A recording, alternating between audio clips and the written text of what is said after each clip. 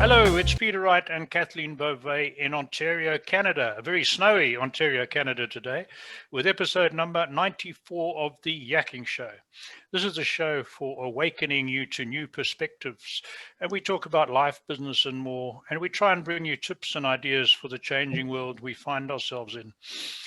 If you like our show, please subscribe to the channel, whether you're watching it on YouTube or something else, or whatever you're listening to, because the more subscribers, the more exposure we can get for our guests and the more it helps them. And if you're going to be a guest one day, it'll help you too.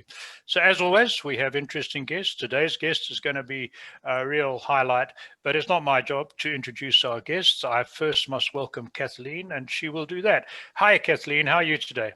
I'm well, thank you, Peter. Oh my goodness, it is a very snowy day today. We had over 25 centimeters of snow in Waterloo region of Ontario near Toronto. So yep, it's coming down, it's winter. Well, thank you all so very much for tuning into our show. We so appreciate you and we enjoy reading your comments. So do please keep them coming. And if anyone out there is interested in being a guest on our show, please don't hesitate to reach out to either Peter or myself. And as Peter mentioned, we do have a very special guest with us today. Her name is Asha Wilkerson. Welcome, Asha. How are you? I'm fine. Thank you so much, both of you, for inviting me to be a guest on your show. I'm honored. Well, my goodness, you know, we read your bio and it's such an inspiring woman that you are. In fact, I'm just going to give our audience a little bit of a rundown here and then we'll delve into more. But you are an attorney. You're an educator, you're a speaker.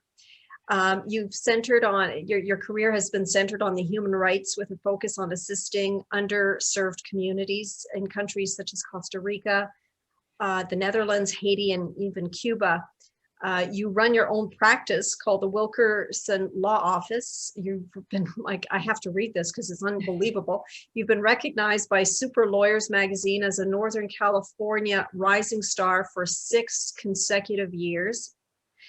You've been honored by the Annual Bar Association as Attorney of the Year in 2019 and by the Sacramento chapter of the National Lawyers Guild with a Social Justice Award in 2020.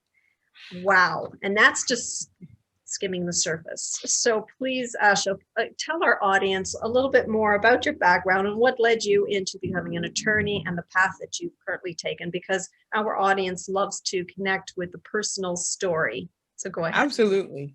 Yeah. You know, it's funny. Every time I hear my bio, I'm like, who is that? Who are they talking about? Right. Because you just kind of go through life doing, you know, fulfilling your purpose. And then when you get recognized, it's nice to have that recognition, but I certainly don't do it for the recognition. So every time I hear the rundown, I'm like, wow, you know, who is that? But to answer your question, I got into law. I feel like it was kind of by accident. I did love watching Law and Order, but I didn't want to be an attorney that was on Law and Order. I wanted to be the forensic psychologist, Dr. Wong, that was on Law and Order, because I loved figuring out why people did the things that they did. So I went to undergraduate school, studied psychology, and then ended up making a switch to English. And I thought, okay, well, you know, maybe I'm going to go into education like my mom. As a kid, I was, you know, playing school with my friends. We'd make lesson plans. Who does that, right? Adults don't like doing lesson plans. And then here I am as this kid trying to make this lesson plan. And I fully intended to go and be a high school English teacher. And then my job over the summer of my finishing my sophomore year, going into my junior year at the Boys and Girls Club in Portland, Oregon, lost funding. So I ended up losing my summer job, but it allowed me to take advantage of this pre-law undergraduate program. So this program was basically, you know, a rundown of what is law school like for undergraduate students. So we had classes by law school professors. We met attorneys, we met judges, we went to nonprofits. We just got this exposure and I enjoyed it enough. I thought, okay, well, I kind of like learning about it. So maybe I'll see what happens. A couple years goes by and I applied to law school and I wasn't quite sure that that's what I wanted to do, but I'm the type of person that says, let me apply and see what happens, right? I'm not going to take myself out of the running. I'm going to have to get that no from someplace else. So I applied, I ended up getting in and I thought, okay, do I want to go and be a teacher teacher or do I want to go to law school? And I ultimately made the decision to explore law because I felt like it would give me the biggest foundation or the strongest foundation to be able to help people in many different ways. Mhm. So in law school, I really found my passion for human rights. I studied abroad in Costa Rica and worked with the United Nations there, studied abroad in the Netherlands, worked with the United Nations there for the International Criminal Tribunal for the former Yugoslavia, and just really got this exposure, right? And wanted to do this really good work. And then graduated, couldn't find a job abroad, and ended up going into insurance defense. So a little bit of a derail. And I won't say derail, right? Because everything happens for a reason. But there I learned how to litigate. I learned how to represent clients. We were representing doctors and hospitals. I loved learning about the law. My law firm downsized. I was one of the last people hired. So one of the first people to be let go. And I ended up starting my own practice again, not on purpose, but because I was out there doing the work, trying to survive. And my friend said, "You're already doing it. Why don't you just do it?" So I opened up an employment law practice. And then now that has morphed over the years into a law firm that represents and helps entrepreneurs get started. So from forming your business entity, doing your contracts, to hiring employees. So that is my long-winded answer of how did I get to where I am today on the legal side of it. Wow. Amazing. And we hear this so often from our guests and other people we know. They start on in one direction and then they end up going in a different direction and are happier for it as well. So that is interesting. But I've got to ask you then, so I think I know part of the answer from what you just said, but let's hear more. So in addition to the law degree, you then went into an MBA, right? I did.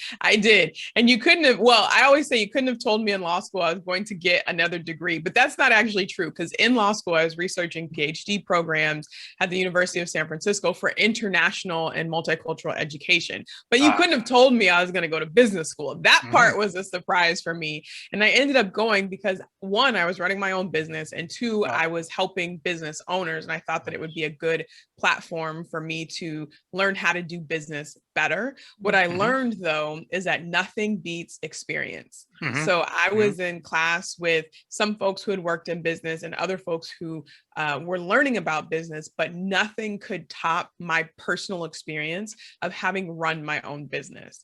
So that's how I ended up going and getting my MBA. And it's cool, I guess, to have the extra letters behind my name, but I don't know that it really helped propel me to get further along in my career because I was already doing it. I just didn't realize it. Sure. Yeah, I use the example, having had my own business for many years, that you can read all about debt ratios and not taking on too much credit. But when you get a big customer who can't pay you, all that academic learning doesn't help. Right. Not at all. Not at all. Especially when you've got to pay the rent and meet payroll as well. Anyway, back to Kathleen for the moment. So Asha, what is it in particular that makes you want to work with entrepreneurs and startup companies? Yeah, absolutely. So somebody asked me last week about how does my social justice background go with entrepreneurship, right? Because I think especially in the US, we really feel like, some people really feel like this capitalist structure is really bad, right? And it has some not so positive aspects, and social justice seems to be the complete opposite of what capitalism is. But I have really been able to bridge my passions together because I think that starting a business is one of the most surefire ways to transform your own life and to transform your family and then ultimately the community around you, right? So for folks who have been historically left out of academia, left out of the corporate world, or just aren't comfortable in it, you don't have to get permission to start a business from anybody. Right? You can do it yourself and you learn how to do it. And it's completely up to you about whether or not you're going to be successful really as an entrepreneur or not. Now we need resources, we need help, we need guidance. And obviously we're not all starting from the same foundation or starting point, but I think it is that it's an open world, right? People come up with new ideas all the time. People open franchises or have the same idea, but put their spin on it and they're able to be successful. So in order to change your family, you can create the income that you want. When you set up, especially a brick and mortar shop in the community, you can hire local people from the neighborhood. You can contribute volunteering to after school programs or to kids sports teams or to whatever cause that you want from some of the money that you've generated and Of course, it has the benefit of having a tax write-off as well. But Yeah. just by being able to generate and control your own money, you really get a sense of empowerment and the ability to make a difference for you and for those around you that you want to help as well. So that's how I really bridge entrepreneurship and social justice. It's really just about empowering people who want to do it on their own. I've got this legal knowledge, I've got this business knowledge, so let me share, right? It shouldn't be information that's exclusive to folks. I want to make it available to anyone who wants it. Interesting. Excellent. So just to expand on that a little bit, Asha, so in what capacity would you help, say, a startup company? Do they typically come to you and say, I have this amazing idea, I'd like to get it off the ground, what are my next steps? Yeah, that's a really good question. So what I do is I help people form business entities, so LLCs or corporations here in the States, right? And I teach them, why is it important to have a business entity? How does it protect you? How does it help you grow? And then the next thing that I'm more recently really excited about is teaching folks how to use their business to create wealth in the future. Because you hear about entrepreneurs all the time that have worked until the day that they've died, or, you know, they've given themselves 100% to the business, but I want us to start thinking about how can the business give back to us? So how do we pay our children within the business and it becomes tax deductible up to a certain amount, right? How can you contribute to your own retirement fund? Because every time we go and get a job, we look, okay, well, what's the 401k? What are the benefits? Are they matching, right? But we can do that for ourselves as well. So to start thinking about business ownership, not just as a sense of freedom, because it can be that too, but as a tool to really generate wealth to be able to pass down to our kids or our friends, our family members, whoever we want, so that the next group that comes behind us has a little bit more cushion in that foundation than what we had. Excellent. Excellent. Asha, tell us about the Social Justice Award you received in 2020. Yeah, absolutely. So in addition to running a law practice, I also teach full-time at a community college in Sacramento, California. So I run a paralegal program there. And one of my coworkers, who's a public defender in Sacramento County, came to me one day and said, you know what, we got to do something about expungement. So in California, once you have a criminal conviction, if it's a misdemeanor, you are eligible by law to have that misdemeanor taken off of your record, right? And then there are certain felonies that are considered wobblers, meaning they could have been charged as a misdemeanor, but for whatever reason they were charged as a felony.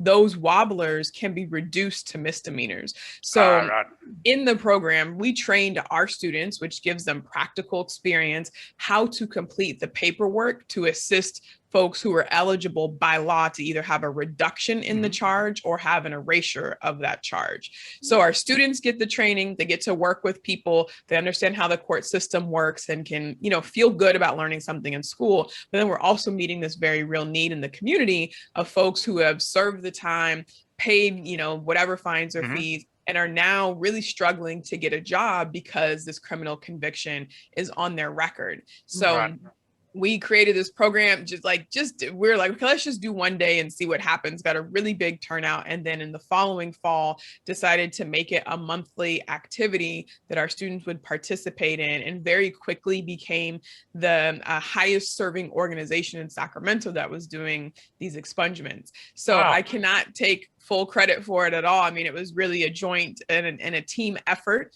that was, you know, I said, okay, right? Because I could have said no to doing this, but I said, okay, let's do it. Let's figure out how to do it.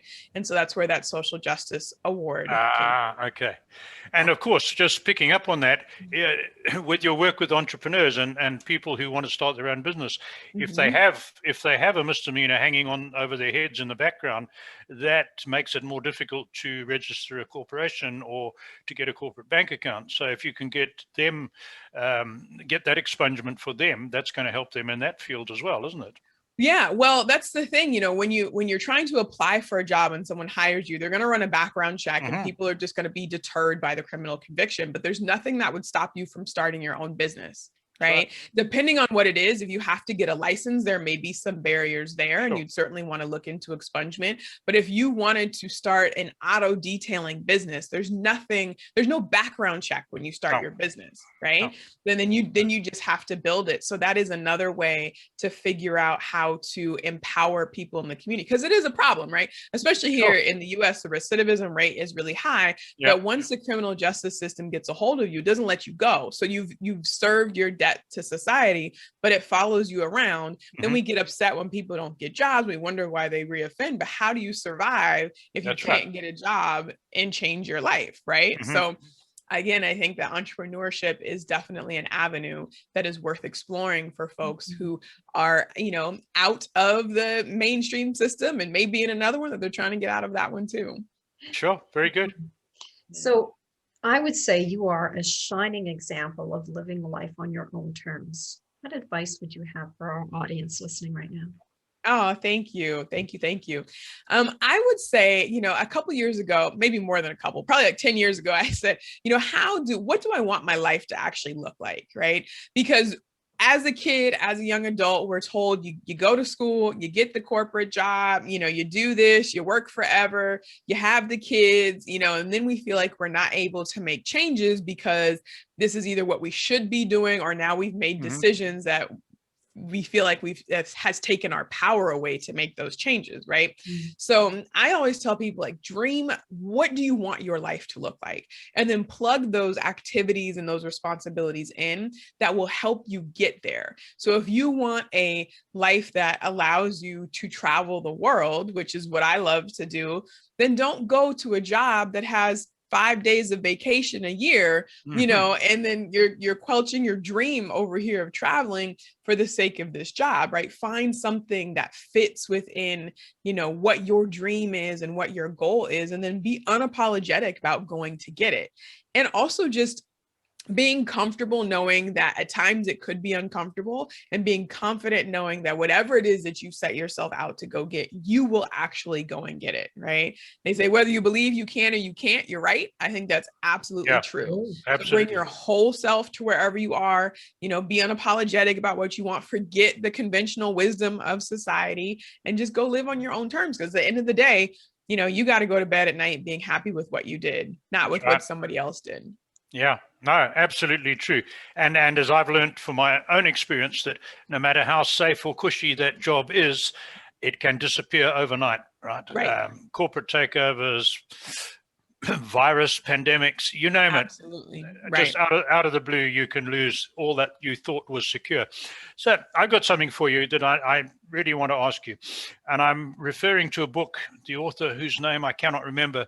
She also wrote the book about helicopter parents, and she came in for a lot of flack from that. But her next book looked at, I think it was the 20 most successful communities in the USA. And right near the top were Nigerians, all right? And Asians were up there. And within the states, the one white group that she found were Mormons, right? And they were more successful than the average of their peers. So I'm giving you a bit of background, but my question to you is, with your work in disadvantaged communities and overseas in Costa Rica, why is it that many immigrants come to the USA or Canada or wherever with virtually no resources, and they succeed way better than indigenous people of any race or culture who've been here for 3 generations? What's the magic secret that causes this? And it's not just me saying it, it's well documented that this is a fact. Right. Absolutely. I think that a lot of it has to do with being able to work in community. Right. So what happens in a lot of immigrant groups is you still speak the same language. You don't know the system yet. And so you are surrounded by your friends and your family that are all working towards a common goal. So, there are tons of Chinese restaurants, just to use that as an example, but family members come and work, get their financial footing and then go and do something else, where I think that the United States, and maybe just Western culture in general, is very, very individualistic. And also in capitalist society, you know, it's me against you. It's not me and you. Right. But if we work together, knowing that we are, you know, selflessly helping each other grow, we're all going to grow. But if I look at you as my competition, I'm trying to prevent you from growing, but then I'm also stifling myself because I'm unwilling to work with other people. I think there's also, that's one, I think the willingness and the understanding of working in community will get us much further than working alone. Two, I think that, you know, the culture in the United States is very oppressive to underserved communities, so Black and brown communities in the United States. It's built in to the legal history of the foundation of our nation. And when you know, it's like if you grow up in a family and the rules that you learn implicitly or explicitly from your grandmother, that you are, you know, not supposed to use that spoon with this kind of soup. You're not supposed to use this kind of glass with that kind of wine. You pick up on it and you learn these limits, right? Even if no one tells you that, but you have only seen white wine used in this white wine glass, then you internalize it and you don't think that, right? You don't think that there could be anything different. But if you're coming to a new house, if you're coming to a new country, you don't know the rules and the limits that that country has for you.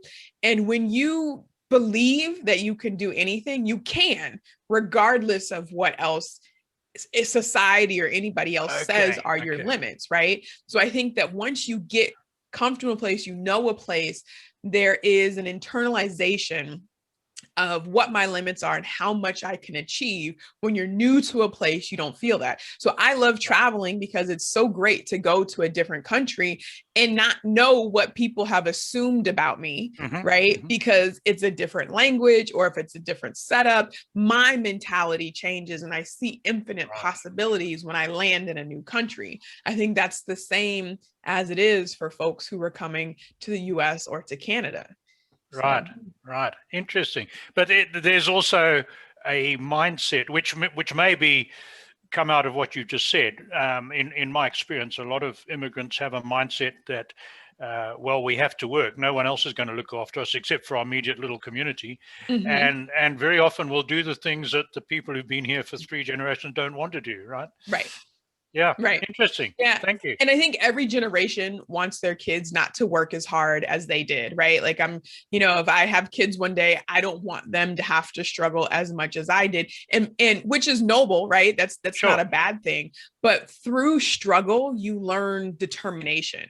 Absolutely. So like my mom worked harder to get to where she was than I did to get to where I am, because she opened all sorts of doors. For my kids, those doors will already be open. So you don't have that same kind of a struggle. So they're disconnected from the fight, right? Like I'm already a generation removed. My kids will be even further removed from what that is. And it's not because, you know, it's good or bad. It's because we want to make it easier for folks coming behind us, which makes sense. But when you don't see, when things have been handed to, when things are a little bit easier, you don't have that same kind of grit, I think, because you're not fighting for this. The stakes aren't as high. You're not fighting for the same kind of a thing, right? You've already got food on the table. So why should you have to work, you know, as hard as your parents to put the same amount of food or just a little bit more, right? This is enough. I think that has a lot to do with it as well. No, I think you're right. Thank you, Kathleen. So from your wide experience of working specifically with entrepreneurs, what is one thing that sets the successful apart from the people that maybe not be quite as successful?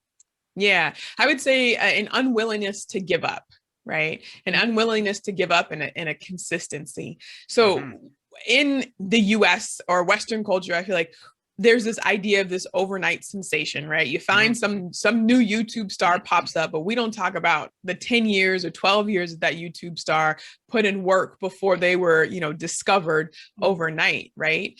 And also thinking that just in my own journey, I have reiterated what the Wilkerson Law Office is, a handful of times, because I have grown. I have decided what I liked and what I didn't like. I've seen a new opportunity. And there's this sense, I realized that sometimes when I would change, I would have this sense of like, oh, it's failure. I couldn't make this one thing work. But I realized more recently, it's not failure, right? It's adapting and reinventing and changing to fit who you are, what the market is, who you want to serve. And sometimes if you're looking at it like failure, that can be very defeating. If you're looking at it like a new opportunity, I think that can be really invigorating and empowering and give you new energy. Yeah, I wasn't that excited about this kind of service offering, but now I'm really excited about this, and let me give that, my full energy and attention and see what happens. So there's no kind of, oh, I've made it. There's, we think that there's going to be this sense of I've made it. I don't think there's always a new arrival, right? Yep. You hit this goal and then you set a next one. And that next goal requires a new version of yourself that's going to bring up other insecurities that you didn't have to deal with the old version. So it's this constant reinventing, relearning. We don't stay the same. Humans don't stay the same. Your business won't stay the same either. So as an entrepreneur starting out, just know that you are going to go through many iterations of this version of your business, and keep pivoting and keep trying. Wow. Yeah, what good advice. And this is, Asha, this is a question that we often ask a lot of the people that we interview, and it's interesting to see a consistency in the responses, the perseverance. Just don't give up.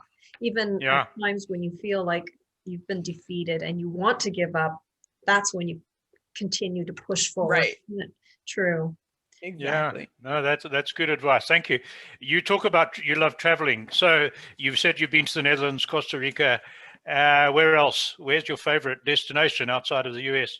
Yes. One of my favorite places is Cuba. And I always have to give, the caveat that I go to Cuba with all of my American privilege, so I recognize that there are, a lot of political implications, right? And there's a whole history and backstory between the US and Cuba.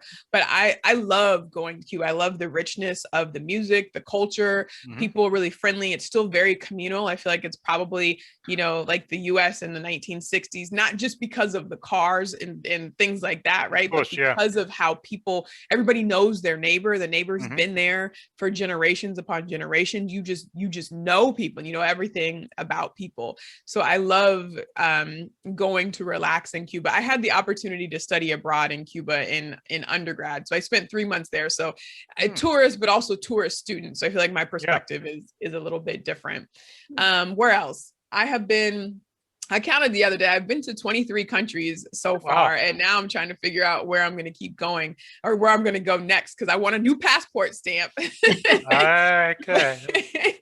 But I just love being in places where I can, rent a house in a neighborhood and be able to get to know the neighbors and understand the culture, because there's so much growth that happens when you realize that there's more than one way to do something, right? And we've been taught how to do life here, but people are happy in other places and they don't necessarily work as hard, and they have family around, and there's socialized healthcare, and it's not all terrible, right? There are all these just opportunities to really learn and to grow. So anywhere that affords me that opportunity, I love. I'll be on a plane and I'll be headed that way. Oh, lovely stuff. So how can people get hold of you if someone wants to contact you for legal advice, for business advice, for they want their criminal record expunged? How do they get hold of you? Yeah, the best way, 2 ways. On social media, I hang out more on Instagram, and my handle on Instagram is Asha Wilkerson, ESQ, so for Esquire. So Asha Wilkerson, ESQ on Instagram.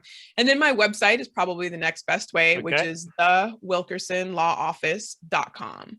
Okay, no, excellent. We will put those in the description and as a caption under the video here. And I've got to ask you, you can probably hear from my accent that I haven't been in North America all my life, right? So I spent most of my life in Africa, in fact, before I came to Canada. So have you managed to get to anywhere in Africa yet? I have. I went to Kenya and I went to Tanzania before the world shut down. So I think that was 2019. Okay. Yeah. What part of Africa did you live in? Well, I lived in Rhodesia, as it was called at the time. I went there as a Mhm. kid. Then I did 14 years in South Africa, then back to Uh-huh. Zimbabwe as Rhodesia had become. And then things went a little bit bad there. And my eldest son had moved to Canada in 98. He said, Mhm. come and look at Canada. So I would have liked to come to your country from climate point of view. But, Right. when you've got no money and no contacts and you've got to go through Right. the whole green card thing. And I didn't have a friendly lawyer like you to talk to. So I said, I just can't do that, and we needed to move in a hurry. So Canada said they'd accept us, so we came here. Oh, Yeah. good. So, but also I've been to Kenya. I've Mhm. flown over Tanzania. Now you say before the world shut down, but Tanzania didn't shut down, and they have one of the lowest number of cases of the virus of anywhere in the world, right? Because Mhm. they said, we haven't got the resources to shut down. We're not going to worry about it. They Right. just got on with life, and they seem to have done pretty well out of it. So Yeah.